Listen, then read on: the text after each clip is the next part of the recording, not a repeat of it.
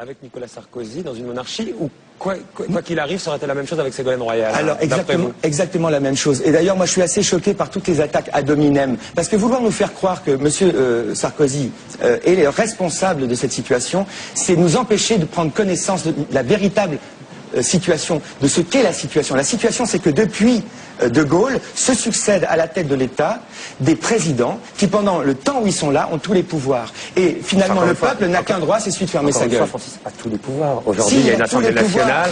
S'il a tous les pouvoirs. Je vous explique. Écoutez, mais regardez. Et mais en plus, ce qui est formidable avec le nouveau président, c'est que c'est pour la première fois vraiment clair pour tout le monde. Le peuple a été déjugé 2 fois. Il a été déjugé au moment de l'histoire du traité constitutionnel. C'est-à-dire que le peuple français a dit non, et ensuite on a retraité le traité, et on l'a fait voter aux parlementaires pour pas que le peuple français ait à s'exprimer, et on a déjugé le peuple français. Là, le peuple français vient d'être déjugé une 2e fois, parce que les parlementaires qui ont voté non à la loi des OGM, on leur a imposé un 2e passage pour qu'ils votent oui. Et tout à l'heure, on parlait du permis. C'est des représentants du peuple. Non, mais les représentants du peuple. Vous voudriez quoi? Que ce soit une forme d'anarchie, que tout le monde décide de tout, que sans avis spécialisé sur rien. Je voudrais que le pouvoir législatif, je voudrais que l'Assemblée ait le pouvoir de faire les lois, que l'exécutif ait le devoir de les faire exécuter, et que le pouvoir judiciaire ne soit pas chapeauté par une chancellerie. Je voudrais que l'article 16 de la Déclaration des droits de l'homme et du citoyen, qui a été annexé à la Constitution de 58, qui est donc notre Constitution comme étant son fondement et sa base, soit respecté. Et moi en fait, je suis pour que la volonté du peuple s'exprime. Et je pense qu'aujourd'hui... C'est la démocratie participative de Ségolène Royal. Non, attendez, démocratie participative, il faudrait qu'on m'explique ce que ça veut dire. Ça veut dire qu'elle va demander au peuple, comme vous dites, ce qu'il pense de la société pour s'en imprégner et pour prendre des décisions, et qu'il y a des hommes politiques... Non, participatif, ça veut dire qu'on participe, ça veut dire qu'on donne de l'argent. La démocratie, c'est déjà... La démocratie, c'est déjà le pouvoir du peuple. La République, c'est le pouvoir du peuple, par le peuple, pour le peuple, géré par des représentants du peuple. Et ensuite, la monarchie, c'est tous les pouvoirs confondus en une seule main. Aujourd'hui, notre Chambre ne fait pas les lois. Elle tamponne les lois décidées par les ministres sous la direction et sous l'autorité du président de la République. Aujourd'hui, il y a une personne qui gouverne en France. Et d'ailleurs, qui est parfaitement intègre dans le sens qu'elle ne s'en cache pas. Et si vous voulez, aujourd'hui, il y a quand même 30% des gens qui ont voté pour cette personne, donc il y a 30% des Français à qui ce système convient. Aujourd'hui, je crois qu'on ne peut plus continuer à parler comme on parle des problèmes qui agitent la France et le monde, sans demander finalement aux Français dans quel régime ils veulent être. S'ils veulent être dans une république, il faut changer le système. S'ils veulent être dans une monarchie, il faut rester dans ça, mais il faut que ça soit clair pour tout le monde. Francis, vous, est-ce qu'on peut dire que d'une certaine manière, vous êtes un peu inadapté dans cette société pour être totalement heureux d'un point de vue plus personnel? Non, je pense que je suis quelqu'un... On vous sent comme ça un peu malheureux dans cette société. Je suis pas malheureux, je peux pas être malheureux dans un monde où je peux pas être heureux dans un monde, vraiment heureux dans un monde où il y a tant de gens malheureux. Ça, c'est mon problème d'empathie, je l'assume. Je ne suis pas inadapté puisque je trouve les moyens d'exprimer ma révolte. Donc, j'ai trouvé des moyens adaptés d'exprimer ma révolte. Je suis simplement dans un contexte consensuel, une sorte de dissident. Et si j'ai écrit ce livre... Vous êtes dissident? Oui, bien sûr. Puisque je dis qu'il faut sortir de ce système et que ce système m'explique que hors de lui, il n'y a pas de salut. On a bien compris le système, Francis. Alors, moi, je dis simplement que dans ce système consensuel, mon livre est un appel à la désobéissance civile. Pourquoi? Pas parce que je suis anarchiste. Pour la désobéissance civile. Oui, donc, oui, bien sûr. Parce qu'aujourd'hui, c'est tout ce qui reste aujourd'hui au peuple pour exprimer sa volonté d'être républicain, c'est de désobéir à un régime qui se prétend une république et qui n'est pas une république. Mais sur quoi? Désobéir sur quoi? Article 2 de la Déclaration des droits de l'homme et du citoyen.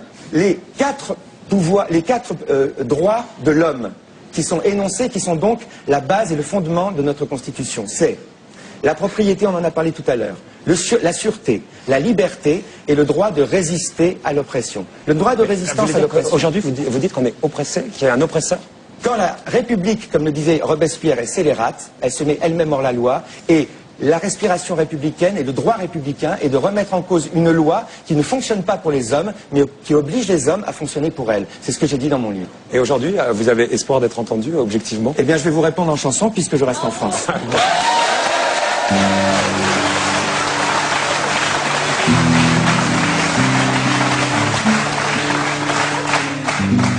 Depuis que j'ai posé le cœur sur cette terre, ou de ceux qui m'ont fait, n'était né que mon père.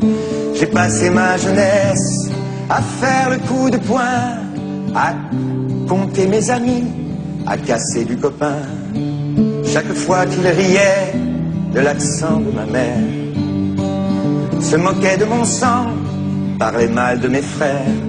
Mais c'est dans ce pays que le père de mon vieux cultivait son jardin avec moi au milieu, qu'il a vu passer sa vie, finir mon enfance. Alors, en souvenir de lui,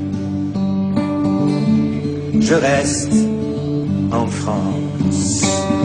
Comment ne pas comprendre tous ceux qui s'en vont chercher ailleurs le droit de garder ce qu'ils ont ou d'être ce qu'ils sont, sans devoir se cacher, gagner l'argent qu'ils font et pouvoir le toucher. Comme eux, j'ai dû subir le regard de tous ceux qui vous le font sentir quand on n'est pas comme eux. Mais c'est dans ce pays que j'aurais vu grandir les enfants que l'amour m'a donné à chérir. Et même si c'est cher payé, ma différence, je reste où mes enfants sont nés. Je reste en France. Regarde-la, ma France, elle ne tient plus debout. Les gens s'y sentent mal, les gens s'y sentent à bout. Et pourtant, quelque chose en moi lui fait confiance, qui me dit reste là, mon pays c'est la France. Je ne suis de la France. Attends. Je ne suis de la France que sur mes papiers. Tout ce que je ferai pour elle, sûr, elle me le fera payer. Et même si certains disent que c'est folie, qu'il vaut mieux vivre heureux, peu importe où l'on vit, que vivre là où seul l'on choisit nos parents. Je dois être un peu con, un peu français sûrement, mais je n'ai jamais su m'enfuir d'où je suis né, car c'est dans ce pays, oui, que l'on m'a donné le droit de dire encore un peu ce que je pense. Et pour défendre encore ce droit, je reste en France. Regarde la